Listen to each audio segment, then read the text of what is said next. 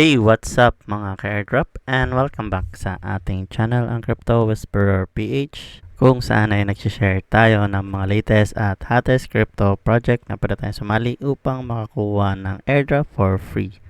At kung hindi ka pa nakasubscribe ay mag-subscribe ka na para lagi kang updated sa ating mga future videos. So for today's video guys is another early project na naman ang ating i-share sa inyo guys, which is under ng Solana Network.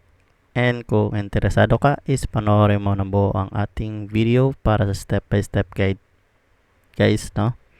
So ito nga ICXOS.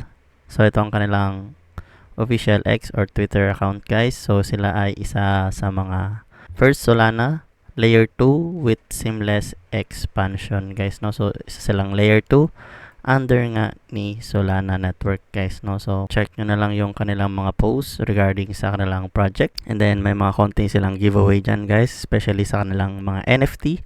So kapag nakapag-invite ka ng 10 friends is magiging eligible ka sa kanilang NFT. So ito ang kanilang official website.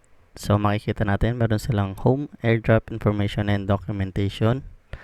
So, required ka lang dito gumamit ng Web3 wallet guys. Mamimili ka lang. So, kung sa kanilang home, ito nga makikita natin. So, the first Solana layer 2 with seamless expansion guys, no? So, early access airdrop. And kung pupunta muna tayo sa information is makikita natin dito ang kanilang roadmap, which is start sila last November 2024. So, early access pa lang yan.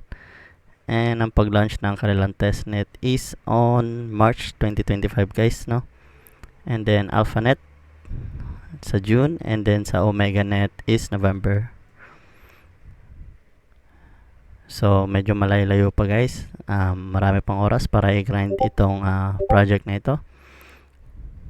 So alam nyo naman, kapag early users is mas lamang talaga guys, no? So ano pa bang i-explain natin? Wala naman. Sa document, habang meron sa document nila. So ayan pa lang guys, no? Early access pa lang. So wala pa namang iba.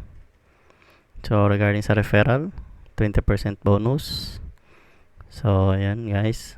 And then sa TGE, points to XOS conversion. After TGE, points will be proportionally converted to XOS. So 20% ang mapupunta sa airdrop. And wala pa silang tokenomics guys. So punta na tayo sa kanilang airdrop page. So simple lang naman ang kailangan nyo ditong gawin.